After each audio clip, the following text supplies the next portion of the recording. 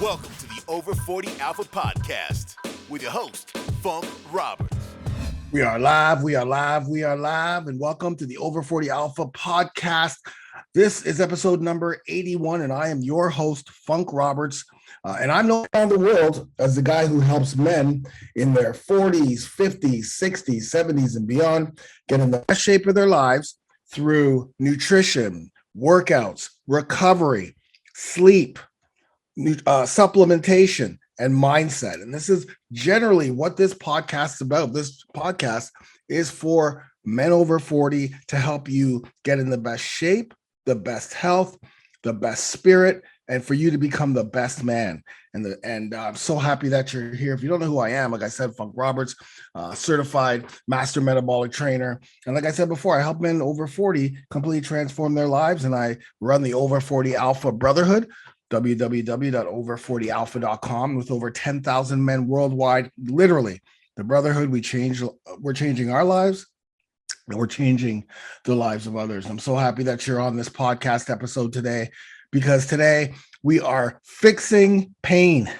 That's what we're doing. We're fixing pain, something that a lot of men in their late 30s, now it's actually starting in the 30s, 40s, 50s, 60s, it's something that a lot of times stops men from training, stops men from working out, stops men from taking the leap to transform their bodies, right? You've got back pain, you've got knee pain, you've got shoulder pain, you got neck pain, you got hip pain, you've got ankle pain. It's one of those things like, well, I've got all these pain things that are hurting me and causing me pain on a daily basis.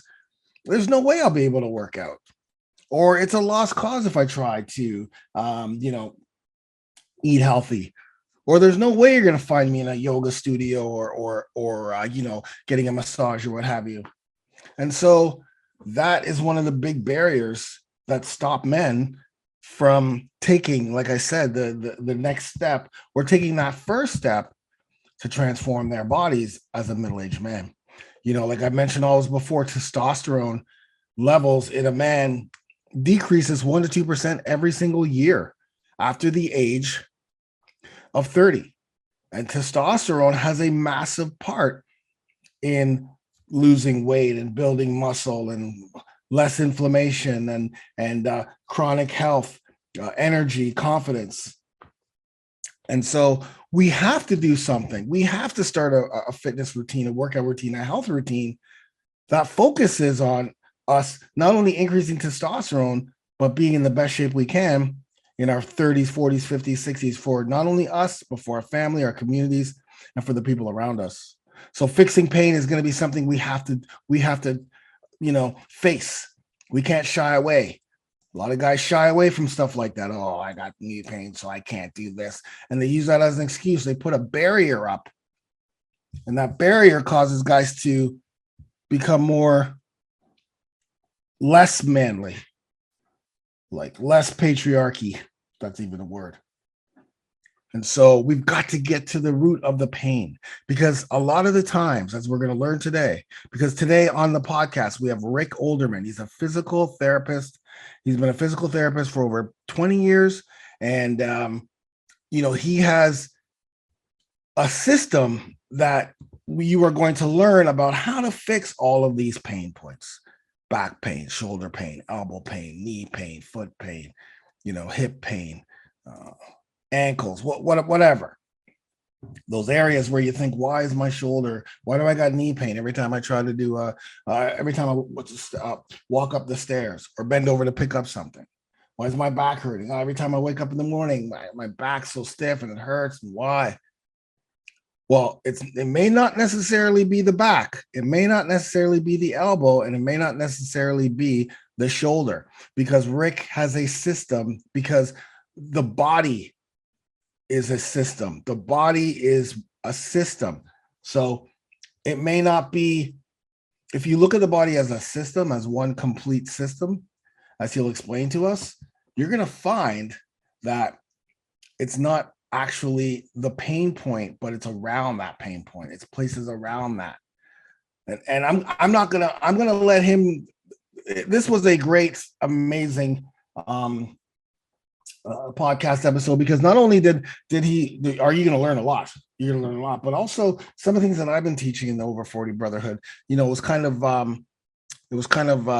certified, if that's the word I'm looking for. I mean, like knowing that, okay, I'm actually teaching the right thing. I'm actually talking about the right thing. And sometimes I just need that from somebody outside of my specialty to say, hey man, you're doing a good job, you're teaching this or whatever. Yes, but I still need to learn. And so I'm so happy to have Rick on this podcast. He's incredible, he's amazing. But before we get to that, I talked about testosterone, right?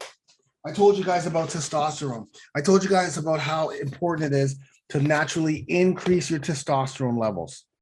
Right, we have to naturally increase testosterone levels. And luckily, you're listening to the right podcast, because this whole podcast is about men's health. Obviously, the 6 pillars: mindset, recovery, sleep, nutrition, workouts, and supplementation.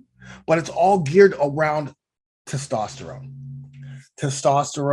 And naturally increasing your testosterone levels as we get older, because we're in an epidemic where testosterone is the lowest it's been. But lowest it's been in modern day history, 25% lower than it was 40 years ago. And our estrogen levels are 40% higher. Estrogen is a female hormone. We cannot have that much estrogen in our bodies. We need a little bit because it's good for healthy sex life, but we can't have excess. And so it's very, very important that we do our due diligence in finding out where our testosterone levels are today. Where are they today? Are you taking initiative to find out where your testosterone levels are? Because if you're not, then I'm here to help you. Don't worry, I'm here to help. The Funkster's here to help you, my brother. Because I have Let's Get Checked here. Let's Get Checked. I have a partnership with Let's Get Checked. So I do make a bit of money on it, but I don't make a lot, because what I have done is I have provided a 30% off to get home testosterone kit. Use the code FUNK30. That's going to give you 30% off. And I'm not even going to give you my special affiliate link. You just go to Let's Get Checked and use FUNK30, because at this point in time, my goal is to help as many men get that testosterone checked, so that once you know where you are, you can come to the Funkster at over40alpha.com and know that I'm here to help you. This is what I specialize in. I've helped thousands and thousands of men naturally increase testosterone, and I'm going to help you, but I can't help you. I can help you anytime, but we want to know where you're at. So go to letsgetchecked.com, order your home testosterone kit. It is so easy. They give you this kit here. If you can't see this on, if you're listening, but if you go to Let's Get Checked, you'll know what I'm talking about. If the only thing you do is just get your testosterone checked, because there's a whole bunch of other ones. There's a lot of great ones out there, but we got to start somewhere. Sometimes you don't want to go too far. Oh, I got to go all the way to, I don't have enough money to do everything, so I'm not going to do anything. No. Just get your testosterone. I'm going to give you 30% off using code FUNK30. That's going to give you 30% off. Let's Get Checked. And you're going to go, you're going to sign up. It's going to get to your house in about 3 to 5 days. You're going to open up this kit. It's got everything you need. And in the morning, then you're going to sign up online so that, you're in their system. And then the next morning, you're going to prick your finger, and you're going to, let me just get another. I got a lot of these bad boys. You're going to prick your finger, and then you're going to put it in a little vial. And the best thing is they have everything ready for you. You're going to put that in that vial. Here's the vial. Here's that little vial. So it's nothing. You prick your finger. They give you the tool to prick. It's super simple. And then they've given you a postage stamped envelope and sealed, packaging. So all you have to do is seal it up, take it to a UPS, and literally just drop it there. You don't have to pay anything. Then you're going to get it back. Then it's going to be sent to Let's Get Checked. They're going to get it. They're going to look, and they're going to post it on your online for you, secure. And then they're going to call you. They're going to say, "Hey man, this is what's going on. What's happening. This is what's up." They're going to follow up with you. So Let's Get Checked. Get it done. FUNK30. Let's do that first. I want you to do that right now before you just press pause after this. Go to letsgetchecked.com, use Funk30. That's letsgetchecked.com. Use Funk30 to get 30% off. I'm not even giving you my affiliate link. I want you to just get your testosterone levels checked, because after that, you're going to go to over40alpha.com and you're going to get the Funkster here to help you out.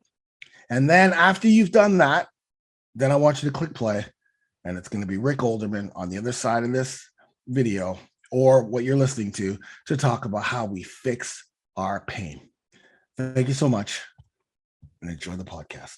We are live, my brothers, and welcome again. I'm really excited today, everybody, because we're going to talk about pain. We're not just going to talk about the pain, but we're going to hopefully get to the bottom of the pain and how to fix and ways to fix these pains, because these are things that whether you've just started a program, or whether it's stopping you from beginning a program, or whether it's affecting your everyday life, just getting up from bed, going to getting a shower, going out to get groceries, just running around with your kids or grandchildren. You guys know what I'm talking about. You know, the back, the knee, the neck, the shoulder, the hip, the elbow, all of these things that as we get older, we think is normal.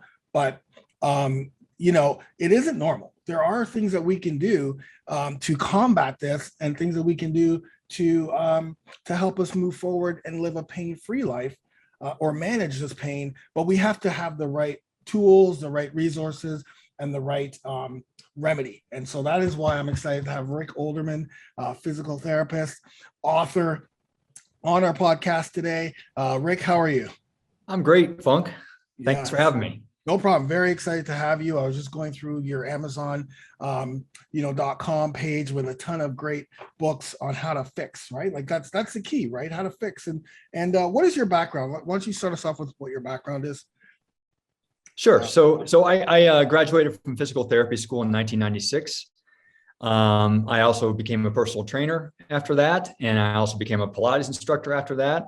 And soon after graduating from PT school and working in my first job in a sports and orthopedic clinic, I realized I did not have the information that I needed to solve pain. Right. And I just felt that, my patients just weren't getting better as well as I would hope. And so that led me on this long journey to understand why we're having pain, because it wasn't taught to me really in PT school. It wasn't being taught to me in my continuing education courses. There was something missing from all of this training. And that's what I've spent the last, 20 plus years figuring out. And that's what my books are about, is looking at the body more as a system rather than components. Yeah. And I think that's what we're missing. Yeah. You're not the first person to bring that up that I've talked to about the body as a system and not as components. So how did you, what was it? Was there a certain time, or was there an aha moment that brought you to the fact that the body needs to be looked at as a system?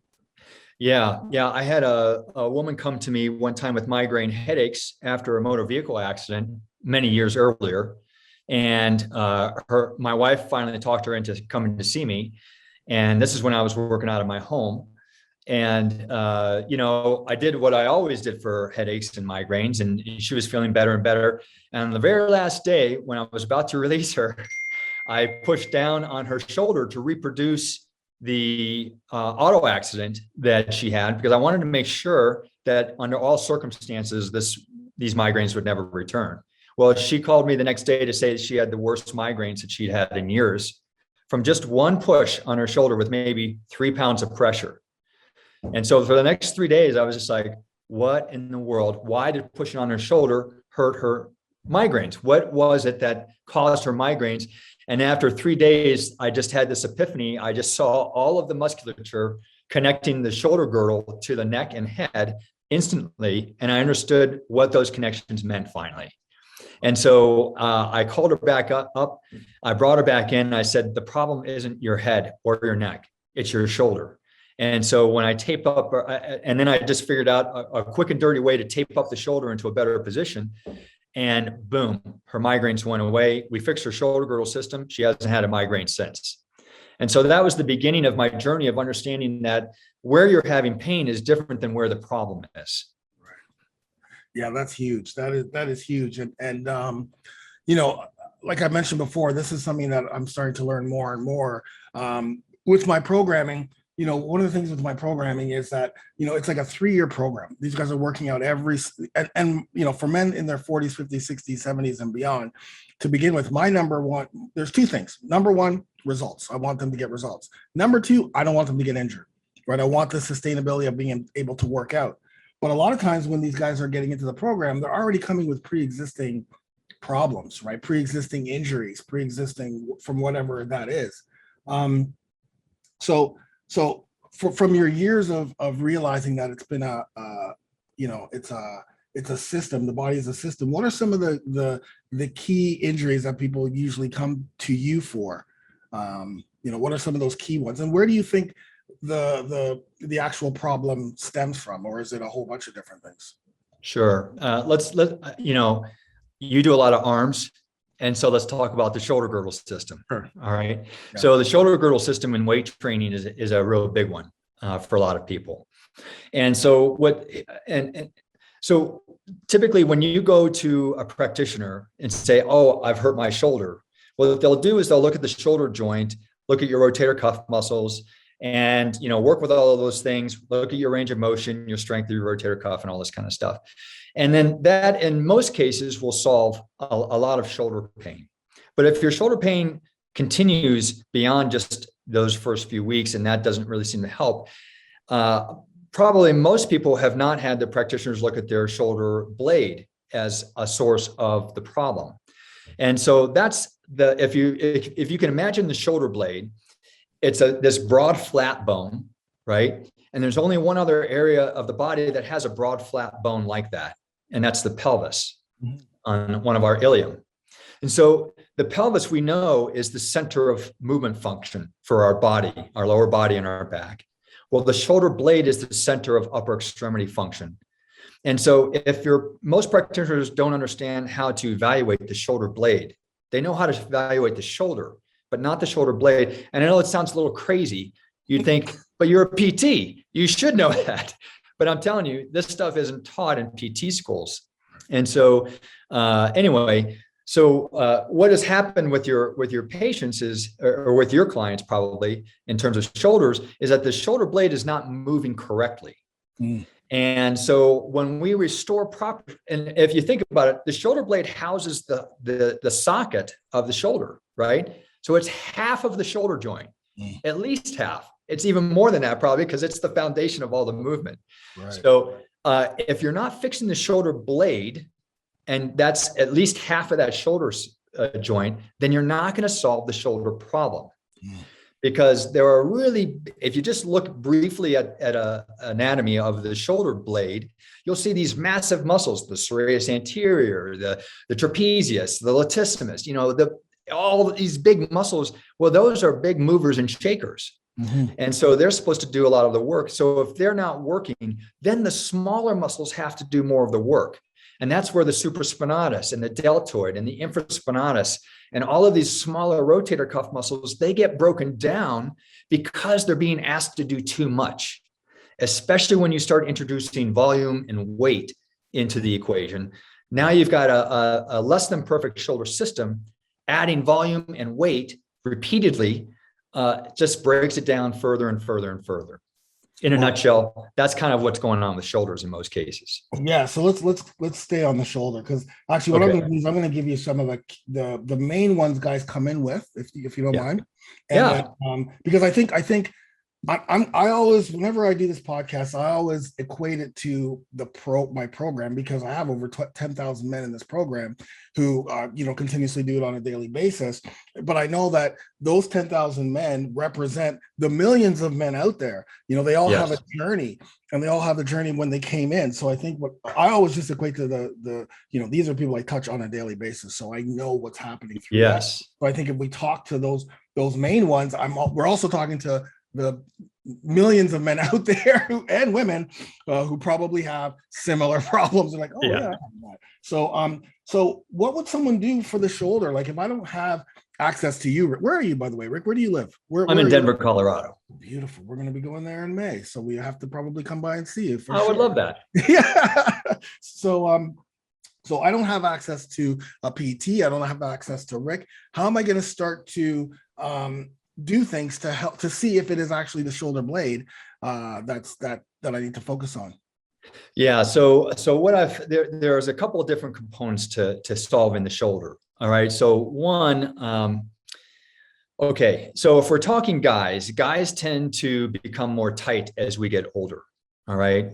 So one of the things that I do with my patients is I grab hold of the shoulder blade and I loosen it away from the trunk of the body, because when pain happens in the shoulder, it activates the serratus anterior muscle.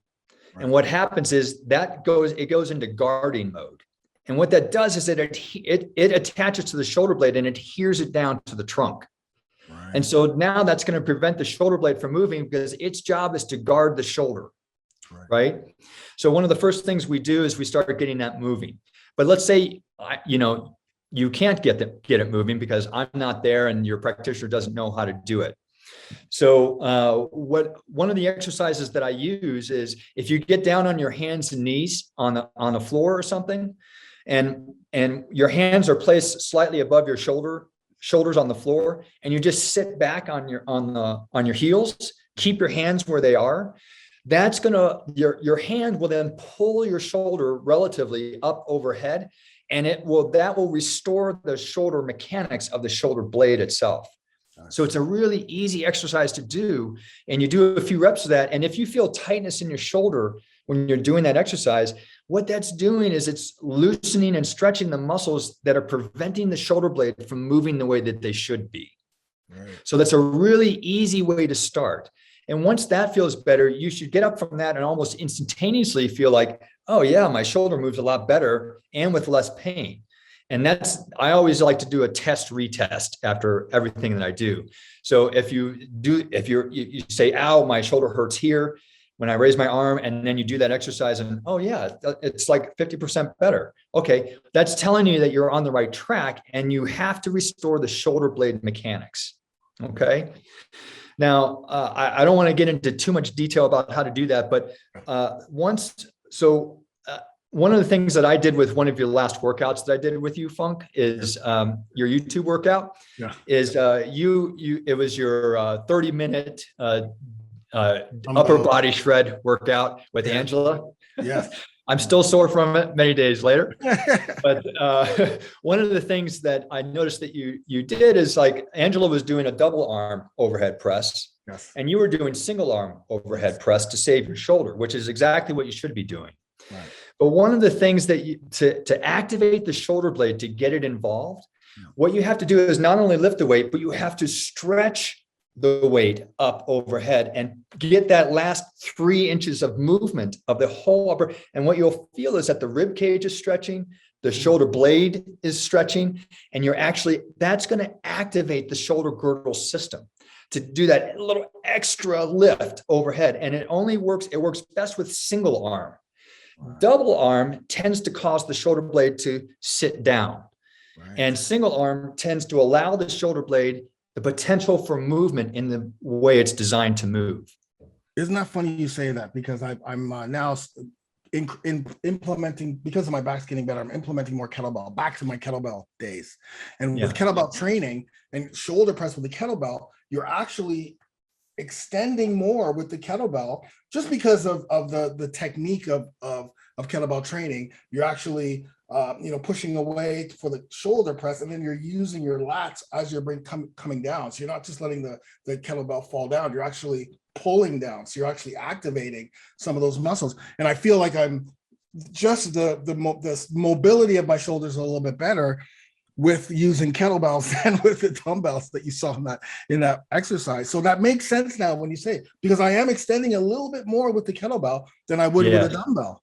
Yeah. So we can take this a step further. So if you understand that the shoulder blade is kind of resting on the rib cage, right? Oh. And if you extend that weight up overhead and you shift your weight over to the same leg that you're lifting the arm up, what that's going to do is it's going to cause the pelvis to drop down, which will help the rib cage elevate. And then the rib cage, then those waist muscles will lengthen too, in addition to the rib cage and the shoulder girdle muscles. So what it's going to do is it's going to free up that whole side to elevate the shoulder blade the way it should. And then you go and do the same thing on the other side. You just alternate back and forth, shifting your weight from one to the other, and taking, in a lot of weight training, I think, especially with shoulders, the movement's happening too quickly. Right. And if you take a moment just to stretch it at the very top and just take that extra second or two to lengthen and make sure you're getting that lengthening, that's going to help restore the whole shoulder girdle system. And it's going to mobilize the rib cage, because if the rib cage is too low, then the shoulder blade is too low. And then we start getting into problems. Right. That's amazing. So let me ask you about foam rolling. What about fascia release before you exercise? What are your thoughts on that? I'm just focusing on the shoulder right now. What are your thoughts on maybe the foam rolling the lats or rear delts, etc.? Yeah. I don't think there's any harm that comes from foam rolling, and this is what I keep orienting people to is, let's fix the shoulder system so you don't need the foam roller. Right. Yes. And so the problem with the shoulder system isn't that you need more massage to those muscles. The problem is that it's not moving correctly. Right. And so by doing these simple things like, that little stretch I was telling you about, you can even just, if you grab hold of a door frame and then drop your body down a little bit to stretch the whole system up a little bit more, it just feels so delicious for most people with shoulder pain, because they've never gotten that last inch of movement of the shoulder blade and gotten it to turn on to help support the whole shoulder movement system. So once you start doing those things, you'll find that you don't need to do the foam roller or anything like that, because the shoulder system will be loose and it'll be strong and it'll be mobile, which is what it's designed to be. Right. But foam roller in and of itself is just fine until all of those things start happening. It would be very useful. Right. And hanging. So I guess when you're talking about lowering your body and hanging on to something, that would be, because I used to hang all the time when the gyms were open. Before I would start anything, I would hang for, started off like 20 seconds because that's all I could hang for. And then it got to a minute, but that would be something that I would do before. And my shoulders felt great. Is that what you mean? Is that a way of holding on to something and then kind of dropping your weight down? Yeah. So again, what I'm talking about is more of a single arm hang. Okay. And it's not a complete body weight hang. What you're doing is just bending your knees, and you're going to feel that arm move up, and you're going to feel this stretch happening through here. Okay. And so the best way to stretch a muscle is first to have a relaxed muscle. Right. So if you're holding your whole body weight, nothing's relaxed. It's all engaged, and you won't be able to stretch it. You're just going to tense it more in the pattern that it's used to being tensed in. Okay. So the idea is to hang on to something, like I use it at the top of the doorway for a long, and you drop your knees enough to feel that nice stretch. And that's all that you need. It might just be 5 or 10 pounds of hang, but that's enough to restore the length needed for the shoulder blade to start moving again. Beautiful. Should feel wonderful. Yeah, and then if you add a little bit of twist with your body with that, you'll find different areas that are tighter than others, and you'll start to be able to stretch those areas of the shoulder girdle system too. And is this something you would do before your workout? You would do this on a daily basis until you? Sure. Well, if you have chronic shoulder issues, I would do it on a daily basis. But for sure, before you do a shoulder workout, awesome. You want to get that system mobilized and keep it supple, and that's a good way of doing it. Yeah, for sure. That's great. Okay, next up, we're going to talk about the knee, because this is one that it's one that I have an idea. Well, I have a very good idea of when people come into the program and they start off with like doing knee lunges or squats, or it's day 3 or day 5 and they're like, oh fuck, I just did start doing knee lunges and my knees hurt. I can't do lunges. It's like, okay, let's hold on a second. Unless you had some type of trauma to your knee, it is not your knee. It's going to be a tight hip. It's going to be maybe mobility in your ankles. It's going to be because your hamstrings are super tight because you didn't stretch after the workouts just to alleviate some of the DOMs. It could be you didn't turn on the glutes by doing the warm up. Like, it's a lot. There's a lot going on. And I will say, so it's not the exercise that's causing that pain. Let's focus on some of the other things. What do you think when it comes to knee pain that's not caused by trauma? Yeah. Well, let's put it this way. I completely agree with you. You're absolutely right. It is usually coming from the hip and or the foot and ankle. Right. So one of the things that happens, you've been training for a while, Funk. I mean, when I first started training, and after I was a PT, I worked at this, exclusive club. And one of the first people I was working with, I was having them do, like, I think it was a squat or a lunge. And a trainer ran over to me and they said, "What are you doing?" And I said, "I'm doing a lunge. What are you talking about?" And they're like, "But their knee went over their toe. You can't allow that to happen." I said, "What?" What? I've never heard. Why is the ankle built for the knee to go over the toe if it's not allowed to go over the toe? Exactly. Right. And so I said, "Would you please provide the research that shows that the knee should not be going over the toe?" Of course, they didn't say anything because it should be. Yes. So you have to understand, I think a lot of the people that are coming into your program have probably been receiving messages like this. Totally. And I'll just tell you another case in point. I mean, I have an NFL lineman who is receiving that same message. Of course. He was going into these, I said, show me, because he was having knee and hip issues. And I said, "Show me how you're doing your squat." And it was this weird contorted thing because he was taught that he can't put his knees over his toes. Right. I said, "Well, why are you squatting like this?" And they said, "Well, that's what they told me to do." I said, "Well, no wonder you're having problems." So I'm laughing because I know I've been there. It's like, what are you doing? Yes. So anyway, one of his problems is he had chronic also ankle issues. Right. Well, his calf and soleus muscles in his ankle and his lower leg had become too tight. One of the reasons that they were too tight is because his training program never allowed his knees to go over his toes. Right. So that whole system became tighter. Now, if you imagine a lineman, all right, and they're in their stance, how are they going to get in their stance without the knee going over the toe? And if this guy especially had pain with his pass blocking, well, they were taught to post their leg with their knee over their toe. Right. But none of their training is reproducing that environment. And so it's unprepared. Right. So anyway, you just have to unravel these things. So in terms of knee pain, one of the issues, especially with things like squatting and lunging, is that the calf soleus complex is too tight to allow the knee to travel over the toe. Right. So one of two things happens in that situation. One is because you're creating lots of force coming into that lunge or that squat, regardless of whether you even have weight on your shoulders. There's tremendous forces acting through your body, right? So if your ankle can't bend to allow the knee to travel properly over the toe, or you can't control that force has to go somewhere. And it's either going to go down into the foot and contribute to plantar fasciitis or heel spurs, because there are 26 joints in the foot, which can absorb this stress and splay it out and stress those tissues. Or if the foot is solid, it's going to throw that force back up to the knee. Right. And now the knee is caught in this paradigm, especially if the hip isn't going to do anything. For sure.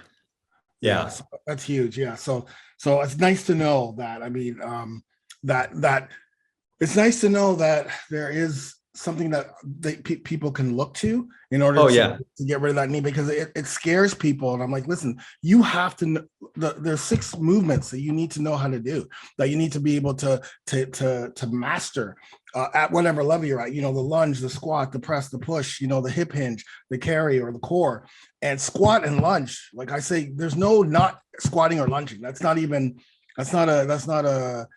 happening here. You have to, whether you can only squat a little bit to start with until you figure out what's going on, or the lunge a little bit, you got to know those movements, because those are everyday movements that we use all the time. Yeah. Do you mind, Funk, if I just say one more thing about knee issues? Sure. This is one thing I noticed about your videos, that I really love your direction about when you have people doing these things, you say exactly the right thing. And so I really appreciate it, because I just don't hear it that often. And so one of the things that you direct your guys to is to, point that knee out a little bit, right?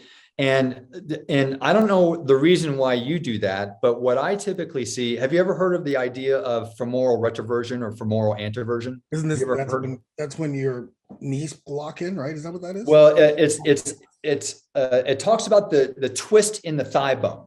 Right. Okay. Right. So okay. if you're looking at the edge of my knee right now, I'm holding up to the camera. That's a normal knee. A retroverted femur would have a knee that's twisted outward. Okay. And because the shaft of the femur is twisted. Right. And an anteverted femur would have a shaft that's twisted inward. Right. So most guys have retroverted femurs. You can have one retroverted femur and you can have a normal femur. You can have one retroverted femur and an anteverted femur, which was the case of this NFL lineman too. Right.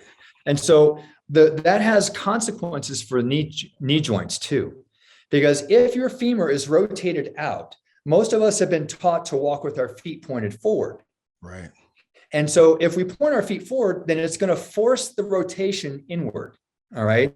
And so now your thigh bone is relatively internally rotated because you're trying to point your feet forward. Right. When your thigh bone is built for your feet to be pointed out. And so the knee and the hip joint don't like internal rotation. Right. That hurts them. Yes. Especially with retroverted femurs. So merely by pointing your feet straight ahead, you've created internal rotation of your knee and hip joints, which then causes knee and hip pain. Right. And so this is what I loved about your instruction for like your lunges and squats and everything. You're always saying, point those knees out. Yeah. And for most guys, that is exactly, even if you don't have retroverted femurs, the external rotation of that hip joint opens up the hip joint. And so it doesn't have to be this frog-like thing. No, it just needs to be a little bit out, right? And that opens up everything to work more smoothly. And so that's for those guys who are trying your workouts and experiencing knee pain, try rotating the feet out a little bit more, like what you talk about in your videos. Really pay attention to that direction, because that will save a lot of knees and hips. Wow, that's great. Thank you. I appreciate that. That's great. Yeah. I appreciate that feedback. Okay, so we got the knee, we got the back. Let's go to the hip, because when it comes to hips, this is not something that probably 99.9% of men don't realize they have tight hips or there's hip problems, unless once again there's some type of trauma, or they've had a fake hip put in or hip surgery or whatever. But let's not involve those men, because they already know what's going on with the hip. How can we, how important is that, first of all, in the overall scheme of things when we're just everyday life and working out? And what can we do to alleviate that or open it up or solve it, fix it? Yeah. So the most common problem that happens with hips is there's a phenomenon called anterior femoral glide syndrome, which means that if I have the hip socket here and my femur head's in it like this, it's sliding forward in the hip socket too much. And if my thigh bone, if the head of my thigh bone is sliding forward in that hip socket too much, it's going to pinch tissues in the front of the hip and can cause groin pain. If you have femoral acetabular impingement syndrome, it'll irritate that. If you have a labral tear, it'll irritate that. And because it's sliding forward and the IT band comes down over the outside of that femur head there, then it's going to put the bursa in the wrong position too, and can cause bursitis, because there's going to be abnormal rubbing. Instead of the hip just pivoting like this, it's sliding and pivoting. And that's like a washing machine that's out of alignment. It's just careening around in the hip joint, causing damage. And in the back of the hip, what will happen is, so the big muscle that should be controlling this is the butt muscle, right? The gluteus maximus. It's a big, powerful muscle. But like anywhere in the body, just like in the shoulder that we mentioned earlier, when the big muscle isn't working well, the smaller muscles have to take up that load. The smaller muscle in the hip is the piriformis muscle. And we've all heard of piriformis syndrome and things like that. Well, there's many others than just the piriformis. But anyway, what happens is because the butt muscle isn't controlling that hip bone well, then the piriformis is connecting to the same point. It's holding on for dear life to try and control this thing, right? Well, it's like a little pinky as opposed to the hand muscle, the gluteus, which is more like a hand. It's got all these different functions and strength. You can't do things with just your pinky, and that's why the piriformis gets irritated. So this anterior femoral glide syndrome can cause pain in the front of the hip, versus pain in the side of the hip, piriformis pain in the back. And if you just have arthritic hips, then because it's careening around, it's going to irritate all of the arthritic changes that are already in the hip. Right. So the primary issue that's happening with most people is not that their butt is weak, because you can do 1,000 squats with 500 pounds and you'll still have an anterior femoral glide syndrome. Why? Because it's really how you're walking. And so all of the squats and lunges, those aren't translating into correct walking habits, because we walk 99% of the day. We'll do squats, maybe that other 1%, right? So the walking trumps that in importance. And so what's happening typically is that the knees are locking when we're walking. And when the knees lock, it turns off the butt muscle. And when that happens over time, then we start developing this glide issue in the hip, which causes all sorts of problems in the hip, all sorts, very easily solved. And the knee locking, by the way, also creates knee pain too, right? Because it causes a little muscle in the back of the knee called the popliteus to become in spasm, which locks the knee into a rotated position and causes a great deal of issues there. So in a nutshell, that's generally what's happening with most hips. Right. So, and then of course, when your hip is either not working the way it needs to work, lower back pain, knee pain, sometimes even shoulder pain, there's all kinds of different things that react to the fact that your hips aren't doing what they're supposed to do. And it's that smaller piriformis that's taking the brunt when it should be glutes and other things as well. Now, the sitting all the time, because again, we have been the last couple of years, I think it's safe to say that most people have been sitting as opposed to being active or as active as we were pre-pandemic. So does sitting have to do a lot with that hip tightness or hip pain or? Well, it can, because what happens is when the hip is flexed, that's when it migrates forward. Right. Okay. In that anterior femoral glide syndrome. So when you're sitting, that bone has already slid forward a little bit. So from that standpoint, from just a purely mechanical standpoint, sitting will cause more hip pain for that reason. Right. Now, of course, sitting is going to turn off the butt muscle. Totally. But what's really important, you have a lot of cultures that sit a lot that don't have this hip pain. And so sitting isn't the only issue. It may be one of the issues, but really, if you're not walking using your butt muscles correctly, that's the thing that's going to really cause the biggest problem, because that's when the butt needs to come into action, right? It needs to accept the weight of your body for you. And if it's turned off at the time of foot strike, then you're walking without control of anything. Right. And all the small guys are trying to hold on for dear life, and they just can't do it. Okay. The butt is the one muscle that's uniquely designed to be working all day long. Yes, 100%. That's why we do a lot of activation before the workouts to make sure that. Now, I'm not sure if all the guys are doing the warm up, but it is part of the warm up is activation. That's another problem. Exactly. Okay, so and this is more pain stuff, guys, that we're dealing with here, and that doctor. No, just a lowly physical therapist, just a lowly master's. Very, very, very educated, 100%. Okay, we're gonna go to the elbow. This is one. So the elbow, because like I mentioned, my goal is to keep these guys injury free, and most of our workouts are total body metabolic workouts. So some are done body weight a lot of the times. And then because men over 40 suffer from sarcopenia, which is natural loss of muscle, so we need resistance training, but we do more metabolic resistance training. So we're trying to get the whole body in one workout. But what happens is I have some programs that guys want to build a little bit more muscle, and they're not the old school hypertrophy. It's just they're using dumbbells more. And what happens is they suffer tennis elbow. Right. And they're like, oh, Funk, like my elbow, I got tennis elbow, or I got whatever, elbow pain or what have you. what is causing that pain for those guys specifically, and then for anyone else as well? Sure.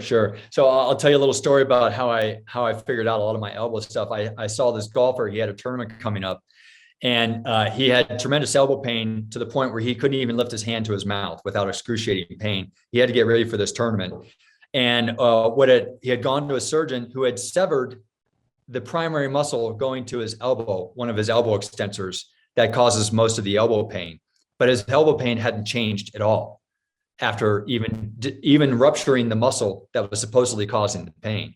No. Well, that was my go-to muscle to work on. So what am I going to do now? Oh, there goes that. Right. So I'm stalling a little bit, just like, what do we do? Let me see how you're lining up with your golf. And so I noticed that his club angle was a little weird. And I said, well, isn't your club face supposed to be this way? And he said, oh yeah, let me change. And then I saw him torque his shoulder to do that. I said, what's going on with why can't you rotate that? And we couldn't figure it out. Well, I thought, oh, his forearm rotators must be tight. I stretched out his forearm rotators, and in 1 minute he had 0 elbow pain. Amazing. So, and this doesn't, work that rapidly for everyone. It's often a really big issue with almost all elbows, whether it's golfers or tennis elbow, is that the deep forearm rotators have become too tight. Now, if you think about how we use our hands most of the day, we're typing on a computer. Mm-hmm. So the palms are facing down, and that is called pronation. Yeah. And the muscles that control pronation become very short and tight as a result. All right. So then what happens is then the forearm has lost its ability to go the opposite direction into supination. And so what we do is we just simply stretch the forearm pronators, and that usually frees up and eliminates a lot of elbow pain. It's really simple to do. But in harder cases, we have to look bigger, because remember, this is all about fixing the system. Right. So why would what's another reason why the elbow would be too pronated is because the arm bone is too internally rotated, right? And why would that arm bone be too internally rotated? Often because the chest muscles have become too tight. And especially in guys, because we love doing chest works, right? And get our chest nice and strong and big, and it looks great, but they often become way too tight. And so everything becomes internally rotated. And then you have no external rotation, and the weak link in the system is going to be the elbow joint. Because you've got the weight, the load here in the hand, and something's got to happen between the hand and the shoulder, right? And it's the elbow. So stretching the chest and internal rotators of your shoulders often help a lot of elbow pain. That's usually the missing link for a lot of people. And then if that doesn't work, then I go into fixing more of the shoulder girdle again and doing the things that we talked about at the beginning of our talk here. So one thing is, when people get elbow pain right away, they like want to stop everything. Like I can't do anything now because I gotta get. And then I've had somebody. Now I don't prescribe that. Now I'm not a professional or well, I am, but not a doctor, and this is not my specialty. But for someone not to do anything because of a shoulder, because of an elbow pain, it sets them back even more. Because now you're not doing anything. Like now you're just not doing anything. So you're not strengthening anything. You're not moving anything. You're not even doing anything to help with the elbow. You're just not doing anything. So what should someone do if they do start to experience elbow pain right off the bat? Like that, what you said obviously is 100%. But is there anything else? Like, should they just stop everything, or what would you suggest? I understand why they're stopping, because holding anything hurts. Right.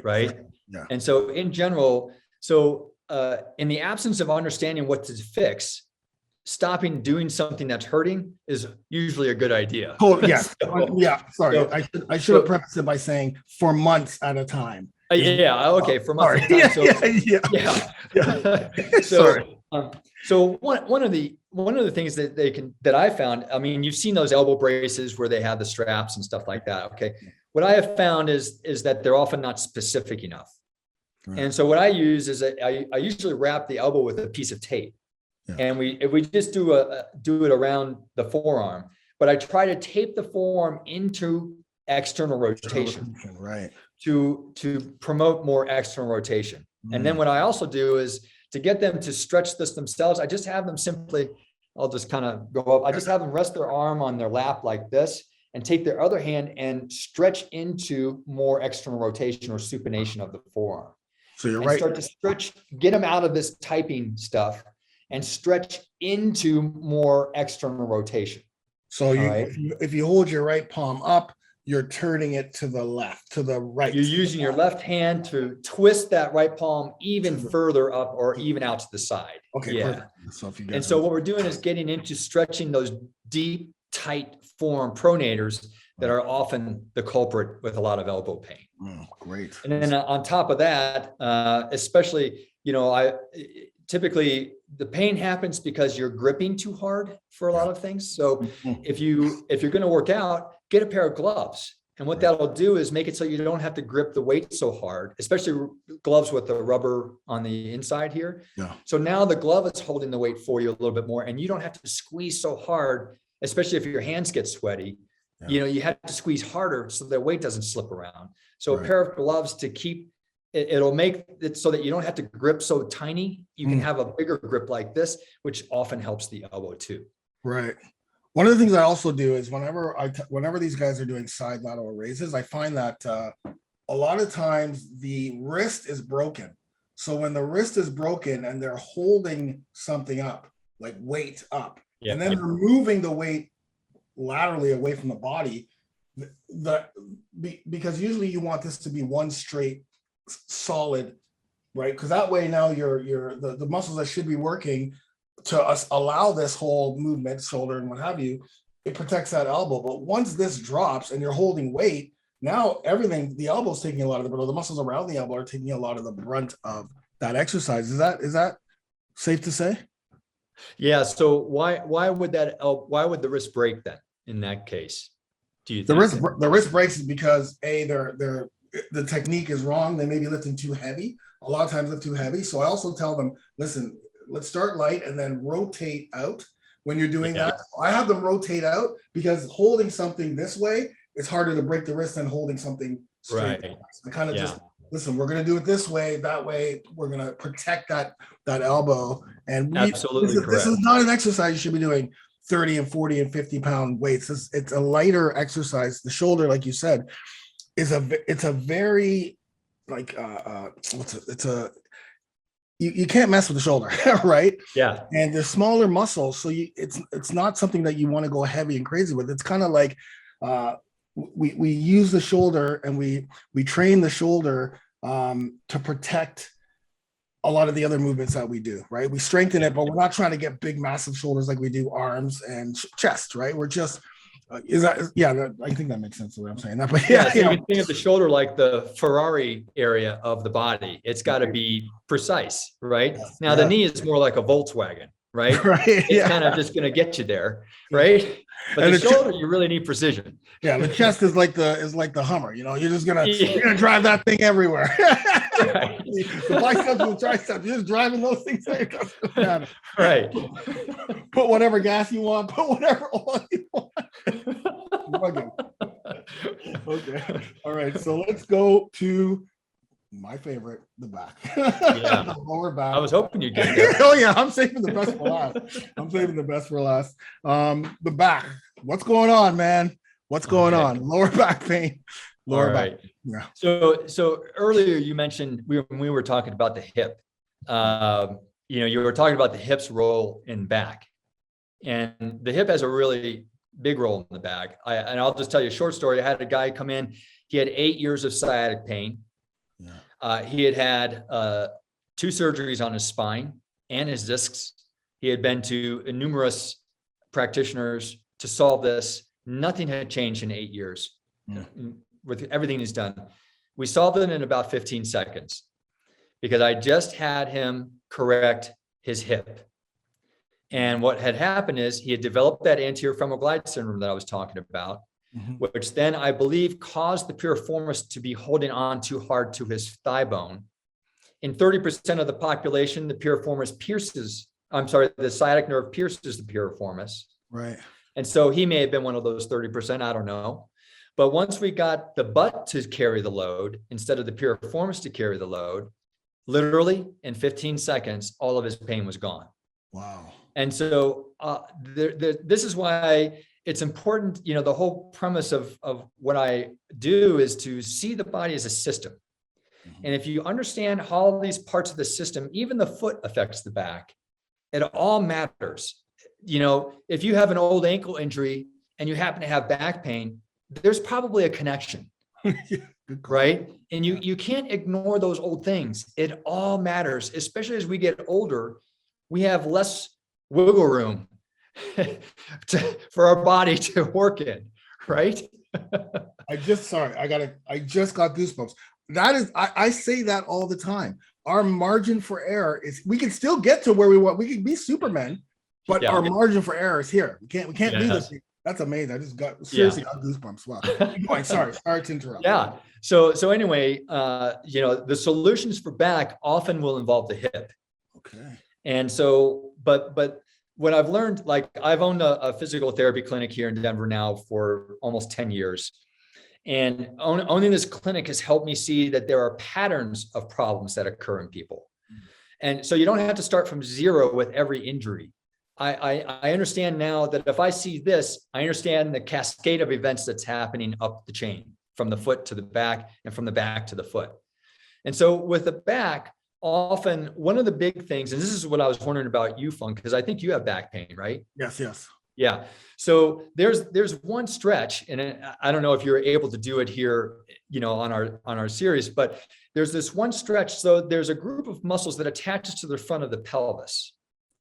And let's go back a little second. What I've noticed in a couple of your videos is that you have focused on keeping your back flat on the floor when you're on the floor. Yeah. Like if you lift your legs up, keep your back flat on the floor. Yes. And that's because your back feels better like that, right? Yeah. Yeah. So what you have is an extension problem. It means that your back has too many forces trying to pull it into an arch. Mm-hmm. And when those forces are left unchecked, you have back pain. And that's why just bending your knees and flattening your back feels better for your back, because it's out of that arch. It's a really simple thing. And for your listeners to see if you have back pain, to see if this is happening with you, all you have to do is lie on the floor with your legs straight and see how your back feels, and then bend your knees. And if your back feels better with your knees bent and your feet on the floor, or your knees hugged to your chest than when your legs are straight, you have an extension problem. Right. Okay. So let's say that, and 99% of people with back pain have extension problems. Okay. So now let's look at someone, and especially someone like you who's really muscular, right? Yeah. So what happens is that there's a muscle group that attaches to the front of the pelvis. And it includes three muscles: the sartorius, the tensor fasciae lata, and the rectus femoris. Right. All right. So these insert in various parts in our lower leg. And when that muscle group gets tight, as you can imagine, standing up with tight muscles, it's going to tug forward on that pelvis. Correct. And that tug forward then causes the pelvis to arch forward. Right. And then your back has to respond by arching more, because you're trying to stay upright. Yeah. And your pelvis is trying to tilt forward. So what's going to solve the equation? Well, you're going to stay upright. Your back is then going to arch more to maintain upright posture, which we're all taught is good for us, right? So what happens, so there's a really effective stretch to stretch these three muscles out. It's like the secret sauce for most back pain that I use to fix almost all back pain is stretching these three muscles. And I was going to say, if you have, I can show you right now if you want to see it. Yeah, but please. It's an instantaneous, almost decrease in back pain. If this is the cause of your pain, this is the thing that you're missing. Okay. And so stretching out these thigh muscles in this particular way so it's not so much that your pelvis is tilted forward. Imagine if I tied a rope to your waist and I pulled as hard as I could, but even though I didn't move you, you would still exert equal opposite force going back to offset that pull, right? Yes. Even if you looked exactly the same, you're still exerting more force to offset that. Right. And that's how these muscles work on the pelvis. The pelvis may not actually tilt forward, but the force of trying to tilt it forward means that your back is going to work harder to arch and offset that force. Right. Yes. That's what's causing most back pain. Okay. Does that make sense? Yes, it does. It does make sense. Yeah. Yeah. All right. So the other thing, now that's if your back pain is central. Right. So if you have back pain and it's more on one side than the other, Yeah. like sciatic pain, SI joint pain, back pain on one side, things like that, then likely those thigh muscles are tighter on the side that you're having more pain on. Okay. And so it's tilting the pelvis more on that side, which then introduces torque or rotational torque into the pelvis that creates shear across the SI joint and across your vertebra. Right. So, and this is what, and then we have to look at why those muscles are tight and solve that problem, right? Right. Yeah. But see, this is why I talk about when I see things as a system. Most practitioners will look at the back. Yes. And say, oh, you're having pain there. And so we're going to fix the spine. We're going to dry needle there. Or we're going to rotate this vertebrae there or whatever. Right. And that helps with a lot of people. But if it keeps coming back again and again, you need a bigger solution. And that's because you need a broader perspective into what's going on with your body. It's usually the systems approach. Now I have lordosis in my back, so I have way back. I've been born with it. You do. You've seen it. I'm sure the whole world has seen it by now. Butt sticks out. I got a black butt. But so, and I remember when I was younger, actually not younger, I was as an athlete.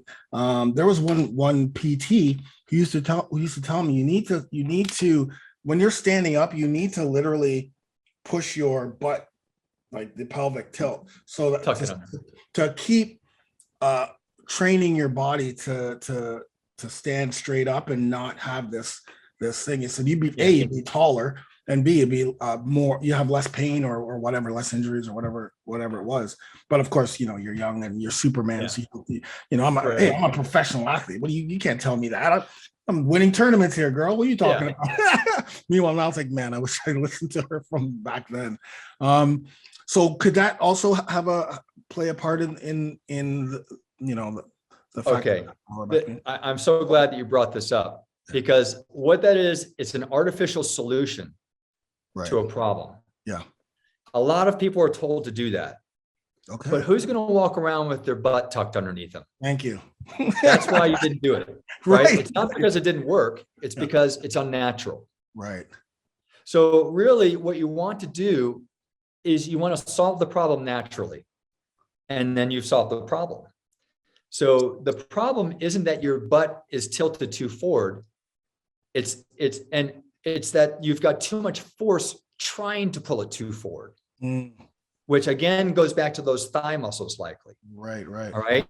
Being too tight. They're trying to pull that forward. So even after you stretch those thigh muscles out, your lordosis will stay the same, Funk. It's not going to change that arch. You're going to change the forces on the arch though. And that's what's going to solve the pain. Okay. All right. So what's the other thing that might tilt the pelvis forward? Well, when you stand and lock the knees, or you walk with your knees locked, it automatically tilts the pelvis forward. Okay. Automatically. So that's why, a lot of the programs I've developed, a lot of them are fixing the habits that are creating the tighter, weak muscles, as well as fixing the tighter, weak muscles. Love it. You have to know why those things are happening. And that's what my programs get to. So let's get to those programs, because how can we get these programs? Because people are listening right now and they're probably going, okay, great. We've scratched the surface.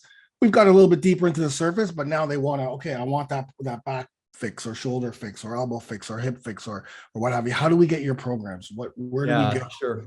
Well, of course, as you mentioned at the beginning, I wrote all these books, but those were like 12 years ago. Okay. Right? Okay. Yeah. And I've learned a lot more since then, especially since owning my own clinic. Right. So what I've recently done is I've created downloadable programs for people, and they can go to fixingyou-method.com. Okay, we'll have that link, but Fixing You Method, you as in the letter YOU. Oh, YOU. Okay. Sorry. Fixing You Method. Yeah, because that's what all my books are called, are the Fixing You books. Okay. Right. And it's not about me fixing you. It's about you. Ultimately, you have to fix yourself. Right. Correct. If you can fix yourself, then the fix is permanent. Beautiful. And so that's what these programs do is I have taping techniques and the habit corrections, the stretches, the strengthening, teaching people how to walk better, also everything that they need to solve their pain. So fixingyouMethod.com. And then if you go to, and then you'll see a drop down because I've created 5 different programs, one for back, another for hip, knee, foot, and then the neck pain and headaches also solves the shoulder system. Okay. Because it's the shoulder system that's causing most neck pain and headaches. Right. Which is what you talked about. Anyway, we've also created a program, a code for your listeners. If they type in Funk Roberts, love it. I don't know if they know how to spell that. You want me to spell that for you? I hope so. F-U-N-K Roberts as in Julia, but no relation. So if you type in that, they'll get a 30% discount off of their order. All right, it's pretty sweet. So anyway, that's where they'll go. And then if any of those people out there are health or wellness professionals, yoga, personal trainers, Pilates, PTs, chiropractors, doctors, I've also created an online program to train practitioners how to solve problems like this that we've been discussing. Right. And so my feeling is, Funk, is that we have a lot of chronic pain in this world. And I believe that it doesn't need to be that way. Right. If all of our practitioners, because most people will go to someone like you or a yoga or a Pilates trainer or someone like that or coach first before they come to someone like me or their doctor, right? Hey, I've got this shoulder. What should I do for it, right? And so if you guys, if all of those people understood, how to measure, how to fix a shoulder blade, how to solve this ankle issue, feeding knee, hip, or back pain, also, if you guys understood, then we wouldn't have all this chronic pain in our society, I think. Totally. And so anyway, that program is open to anyone who works with people in terms of movement. Anyone who has been asked, help me with my pain, they should understand how to use this information. So anyway, that's at healpatientsfaster.com. Okay. So I'll have all those links. You'll send me those links. I'll have them. Sure. Yeah. We'll put them in this video as well. Rick, this was awesome, man. Thank you so much for being on this podcast. We'll definitely have to have you on again and kind of, maybe dive into one or two things. I think there'll be questions coming out of this, I'm sure, from my listeners and from my members, and definitely having you back on would be amazing. Yeah, what would be fun? Yeah. Let's solve your back pain next time you have me 100%. on. 100%. 100%. Let's do that. Yeah, we'll definitely do that. I love it. All right. Okay, Rick, thank you so much for being on the podcast. Again, any other place for people to connect with you, or Instagram, Facebook, or just fixingyouMethod.com? Yeah, I'm old school. I'm basically email. So go to there. You'll see my contact information if you really want to reach out to me. But really, these programs should pretty much solve just about everything, all the problems. And also remember, you get 30% off when you put in the code Funk Roberts. That's 30% off. Guys, if you have any of these things that we've been talking about, the knee, the back, the shoulder, the elbow, the hip, the neck, headaches, and I'm sure more, definitely go to fixingyou.com, use the promo code Funk Roberts and get 30% off. Download it and start to learn how to fix yourself. So that you don't have to, go out and try to find a new. You do it first yourself, and then we'll go from there. Thank you so much, Rick. I appreciate you. My pleasure.